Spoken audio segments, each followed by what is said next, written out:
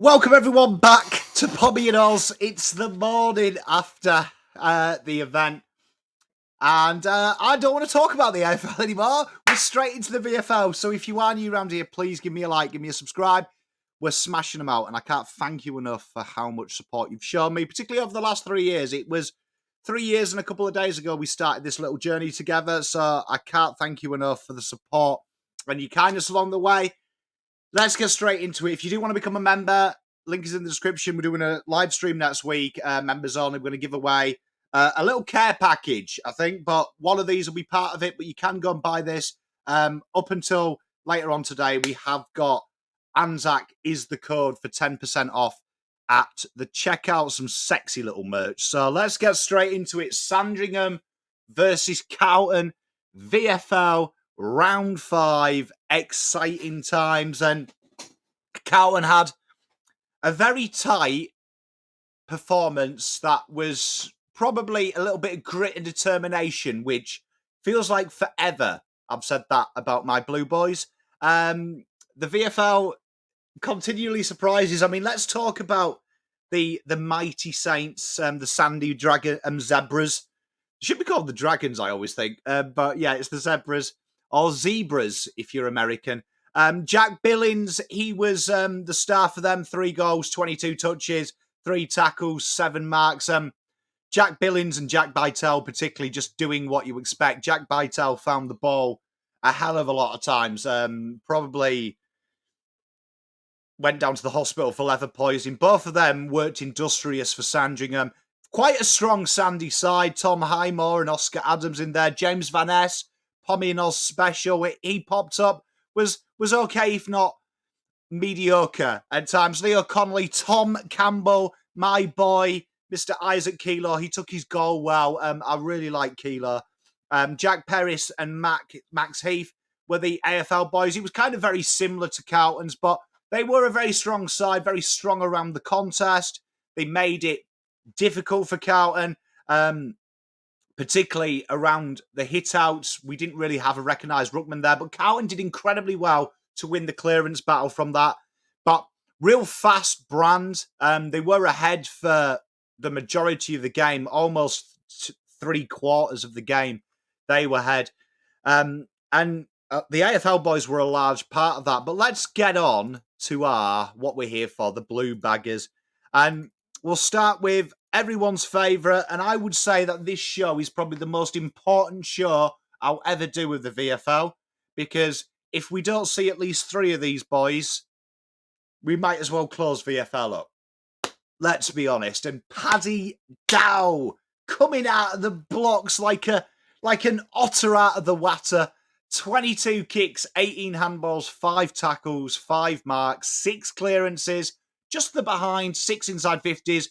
And the defensive running from Paddy, he's learning the 7 rebound 50s for a 10 out of 10. His second game in the row, and against a decent midfield, it has to be said. People were saying last week he was playing postman. This week, and I've got to give him this, his tackles, his defensive pressure, he's getting a lot better. And it makes me think, because when you watch the Carlton VFL side, they are playing identical football to the seniors. But what is amazing is how hard they run for each other. And I don't know it could be that no one gets picked from the VFL unless you're a brand name. So they're kind of in it together forever is the mentality. But Dow's short running, and you know what? There was a passage in the 3rd quarter. Carlton were hemorrhaged inside their D50, and his selfless running to the ball carrier was impeccable. That's why he's got them 5 marks. He was working hard, linking up with the defence, just selfless running, and it was a 10 out of 10. And I know the people in the comments are going to say, oh, he's had his AFL chance. Fuck me. If this guy can't provide more than what some people are doing in the AFL, jeepers, and I'm not even the biggest fan. You dig? Like, please, someone just pick Paddy Dow.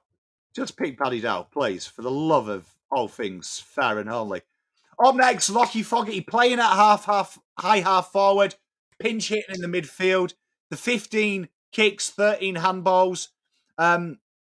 It was just a solid Mr. Game from Mr. Fogarty. 6 tackles, 9 marks, 4 clearances, 1 behind, 3 I50s, 3 rebound 50s, 7 out of 10. I like this guy's game, and this is a guy here that when I look at Honey, I'm like, how... At least you know what you're getting with Fog. I'm not saying this guy's going to win you a flag at all, but what I'm saying is at least I can guarantee he's going to work hard, he's going to track, he's going to put tackles in. And he played almost an identical role to Honey this week, then with that like 10% on the ball. He works hard. He's definitely the staple VFL player, but I look at his age, he's mid-20s now, almost late 20s coming into that category. He's on the senior list. Why? Like, if someone can just tell me why, that would be great. I have a lot of whys this week, but he worked really hard, and his ability to impact the game in some dimension in the VFL is evident. If it's not kicking goals, it's not getting clearances, it's tackles. There's always a staple from him, and it was a solid game. Solid game, and he'll definitely be in it. This one I want to talk about. I love Jack Carroll's role.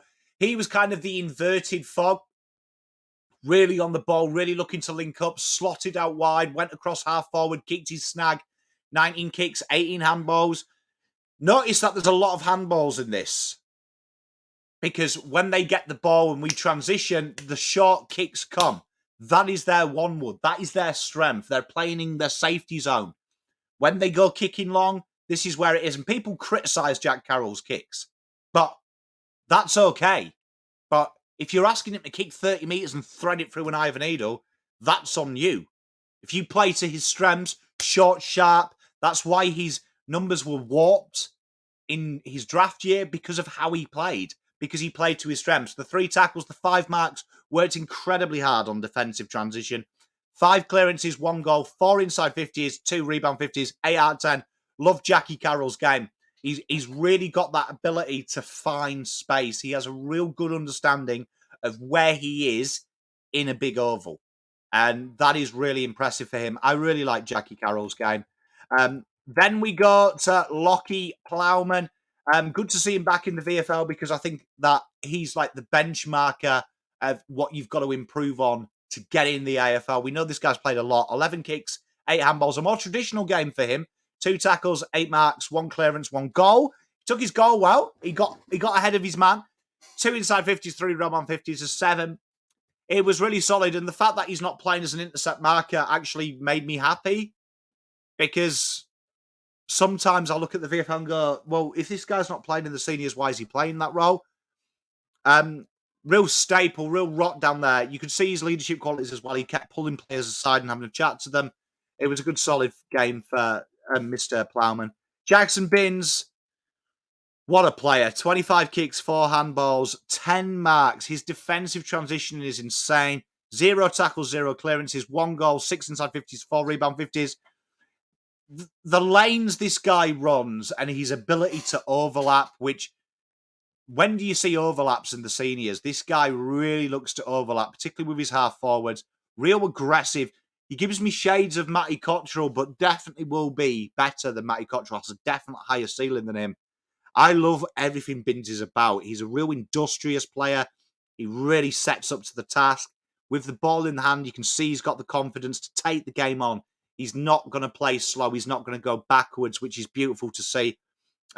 Defensively, he really keeps his width, which is why the tackles there and Sandringham were a very corridor-heavy side. So maybe not his fault, really. Still think defensively he's solid, though. He's really working on them defensive patterns, and that really excites me, particularly them marks, really making that outlet for him, and I was really impressed. Boy, oh boy, have we missed him. 15 kicks, probably went at about 90% as well. I can't remember many turnovers from this kid. 6 handballs, 3 tackles, 4 marks, 1 clearance, 1 inside 50, 5 rebound 50s. Solid return, walk-up start for me now. He's passed his fitness test. Get him in, give Cowan the break. Let this guy go to work, because tell you what, we need more players like him who get the ball and they make a decision inside a split second. And that's what Boyd is really good. He's a real natural footballer. You see that in his savvy. He's got that savvy that he gets the ball. He's looking to hit his man up. He's looking to use the ball. He's looking to use the corridor. And I like it. And you know what? If this is Voss's game style, I'll accept it, even though I hate it, right? But you've got to have players that can perform at a degree. And John Boyd was sensational, really good on the deck, really smart as well. He takes contact as well. A lot of them handballs, he takes contact and draws two men so a runner can hit him. I love Boydie's game. Hudson O'Keefe, this one's a question mark for me. 2 kicks, 5 handballs, 3 tackles, 3 marks, 2 clearances, 1 inside 50, 8 hit outs, 4. I felt with no Murkoff, no TDK. This was a time to really stamp himself because we know his ruck work is solid. And I felt like he didn't take his opportunity. And I know he's young and I know he's undersized and I know he's a project. But for me, these are the games where I know Hudson's better than this. And I thought it was a very mediocre game from him. Not his fault. Well, I suppose it is his fault. He did it. But yeah, do you know what I mean? This is one of them games where I'm looking at and I'm like, I want to see something from your hoodie.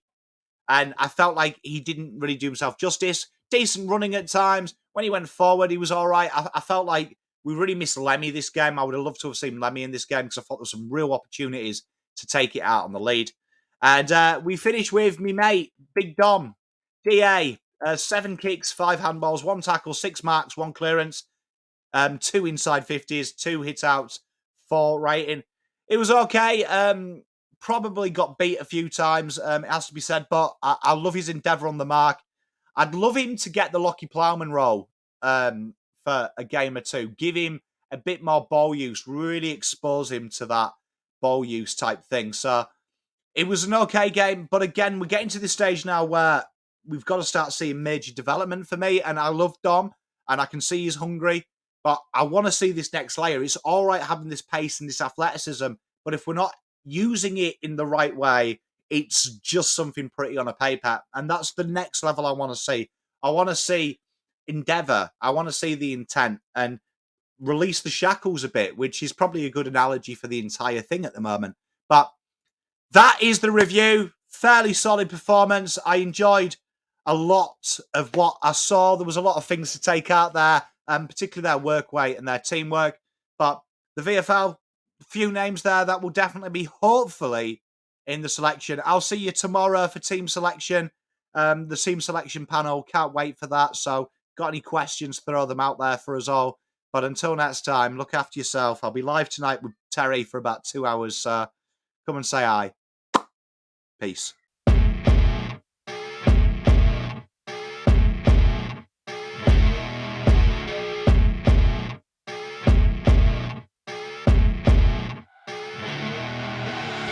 I see her rolling up, Uber black Cadillac, high heel boots and a sexy body full of tats.